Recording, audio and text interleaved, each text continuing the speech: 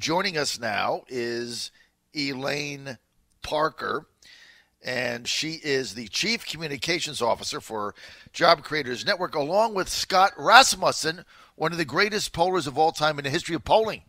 And they're going to be breaking things down for us. Scott and Elaine, great to have you with us 8 days out.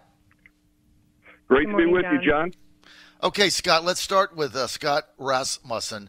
By the way, if you don't know Scott Rasmussen, this is one of the most accurate pollers in the history of polling. He gets everything right. When he started this thing, you get all these polls. This was way before social media and stuff. That was the only poll I ever trusted was his. Now, Scott, tell me the violence we've had in the past 3 days, as horrific as it is. Will this have an impact on turnout? Will it have an impact either way? It's hard to say right now. In our daily tracking poll at scottrasmussen.com, we noticed that through all of last week, the generic congressional ballot was getting a little tighter. Republicans were gaining ground. On our last day of polling before the weekend, and after those horrible events, we did note a bounce for the Democrats. But with 1 day of polling, you don't know if that's the beginning of a trend, if it's a fluke, or if it's just some noise in the data. So we're going to be watching very closely in the coming days. Right now, though, you said it a moment ago, it's all about turnout. We look at a couple of different turnout models. In one of them, which is the most, the lightest turnout model, the Democrats are up on the generic ballot by 7 points. That would be enough to give them control of the House. The other model, which includes people who say they're likely to vote but not sure, that model shows the Republicans doing better and probably well enough to hang on to control. So it is all about turnout in these final 8 days. Okay, so if I could just summarize this, what you've said is you don't know what impact the violence is going to have, and in one-day polling, bounce for the Dems, I think that's what everybody would expect to have happen because the Dems are all over TV now blaming Trump for anything that happens. It doesn't matter. They blamed him for the Dodgers' loss in L.A. It really doesn't matter. So we get that, but you don't know where it's going. But it seems like turnout is everything now because the Democrats are getting their people out, right, Scott? That's right. Look, Democrats, and this is typical for a party out of power, Democrats are fired up to vote in this election. Right now, if we look at a race-by-race projection, there's already about 12 seats that are held by Republicans that are likely to flip to the Democrats in the House, and that's 12 of the 23 that they need to win control. And there's another 31 races that are just too close to call right now. Democrats need to win about a third of those to take over the House, and the difference is all turnout. If these races are close, a shift of 1 or 2 points can make all the difference. Right, so that's basically it. The Democrats need 23, 12 are gone. So they actually need half that. They need 12, and 33 are tied. So if they get 12 out of the 33, which is just over one-third, they win. I mean, it's simple math. So it favors them, unlike the Senate, which is the exact opposite. All right, let me get to Elaine Parker, Elaine, the communications chief for Job Creators Network. Elaine, let me ask you about this. I know you've been spending a lot of time on the road, talking to a lot of small business owners. Typically, they don't get that enthusiastic about a midterm. They just don't get out. How do you get small business owners, their employees, and everybody else that have benefited from the Trump economy, how do you get them off their duff and get involved in the next 8 days? John, Job Creators Network has just finished a 48-stop national bus tour, a meeting with hundreds of small business owners around the country. And the enthusiasm amongst small business owners and even their employees that attended the events was quite high. And the reason behind that is because of the economy and the way they're feeling about the economy. Their optimism is sky high, and they are investing in their businesses, which means they're investing in their employees and their communities. And everyone is reaping the benefits of that. So I'm optimistic. I'm realistic, but I'm optimistic. And I think that we will see a higher turnout on both sides, of course. But I think small business is doing very well, and I think they want to keep the tax cuts in place. I think they want to see further deregulation and the things that have helped them really expand and grow their businesses. Well, I think the key is people can get complacent and take things for granted. So you look at, it's amazing. My wife and I were just talking last evening about how to prepare for the 2019 tax season, and she was telling me of all the benefits that we got. And I said at the end of it, I'm like, these could all go away if the Democrats take control of the House. The first thing they're going to do is try to repeal the tax cut. They'll have enough Democratic senators to go with them. They're going to gum the whole thing up, and we're going to end up paying more money. And so, maybe we ought to not make a hire until we find out what happens. That's the reality, Elaine, that a lot of people deal with. If the Democrats win, I'm not going to hire anybody because I don't know what's going to happen. Doesn't that affect the economy overall? Well, that's true. There's 30 million small businesses out there, and they are depending on, policies like lower taxes and less regulations to help them continue growing their businesses. And if there's a feeling out there that those policies are going to be reversed or pulled back, which the congressional Democrats have absolutely vowed to pull back these tax cuts, then they will start retreating and stop investing.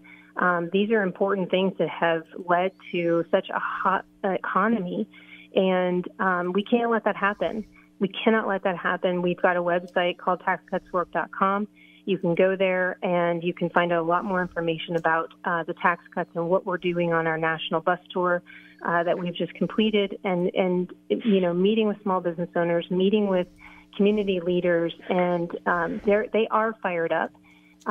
So it's important that people get out there and have their voices heard, and it's important that they get out there and vote. Well, that's the thing. You simply have to get out and vote. And if you want more information, also, you can go to scottrasmussen.com. That's scottrasmussen.com and his polling numbers. Scott, let's get to you. I want to get to New Jersey. Cook Political Report just changed that from likely Dem with Menendez to toss-up. I almost fell off my chair. Now, I've had people telling me for months that Bob Hoogan was going to make this a race. I'm from New Jersey, so I don't believe any of it's all lies as far as I'm concerned. But now you got this thing, as a Cook Report, saying it's a toss-up. Is this real? Well, I think what the Cook Report is doing is they have a very broad definition of toss-up. They also consider the Ted Cruz Beto O'Rourke race a toss-up. Oh, forget that. And clearly Ted Cruz is heavily favored to win that. I think, look, I live in New York City. Right. Every time, the only thing we watch on local TV is the local news, and every single commercial break has at least one campaign commercial on that Senate race. The Democrats have just poured $6 million more into the race in the last couple of weeks. They are concerned. Menendez has terrible favorability ratings. But look, it's still New Jersey. I think it would be maybe not a completely shocking outcome, but it would certainly be a very big surprise if Menendez loses that race. I don't think he's going to lose. I think that those of us from the New Jersey, New York area, come on, forget it. It's like the people in Texas. Look, I think that's part of the reality of this. It is, if this was a strong Republican year, something might be different. And I suspect the race will be closer than most other contests in New Jersey. But at the end of the day, I think Menendez goes back. Okay, so you mentioned something interesting, Scott. You said that in your most recent polling that the generic ballot difference between Republicans and Democrats had narrowed to 7. Mm-hmm. And you said 7 is enough to give, in this environment, the Democrats control the House. Obviously, the math is easy. If it goes higher than 7, they have a better chance. What is the I could do some math. What is the number where you would say, wow, I think Republicans can actually hang on by 1 or 2 or maybe 3? Is that 5? Is that 4? What is it? It's 4 or 5 to be comfortable that the Republicans could, and again, this is when you talk about a national poll, it doesn't translate directly race to race. But I think most people, and I certainly would say if the Republicans hold it to 4 points, they're favored to take the House. If it's 5 points or 6 points, then you're kind of in toss-up territory. And then as you move up to 7 points and higher, the Democrats are clearly favored. And look, I should point out, we're talking about it being close right now with all of these races. If the Republican turnout is a bit higher, they have a chance to hang on to the House. But the other side of it is if the Democratic turnout is higher than projected and if the Republicans stay home, the Democrats forget 23 seats. They have a chance to get something like 40 seats or 45 seats on a very good turnout night. So this turnout and this idea of how close these races are is something very important to this outcome. Right, because when you said what I'm going to hang my hat on here is 12 are gone, right? We all know that. Yep. So let's just do the math. 12 are gone. So that leaves 11 seats the They Democrats need 11 more to win control. Right. And there are just over 30 races that are too close to call right now, although they're highly competitive. And if the Democrats win 11 of those 31, they take control. So clearly they have the edge. And I should also point out that if the Democrats don't win control, they'll still pick up significant gains. Of these 31 competitive races, 29 of them are held by Republicans. Right. And if they run the table, right, then that's where they get the 40, 45 seat blue wave pickup. Right. So if you do the math for those listening to us right now, how tough it is for Republicans to hold the House is they can only lose 11 of the 30 seats that are tied right now. Actually, 10.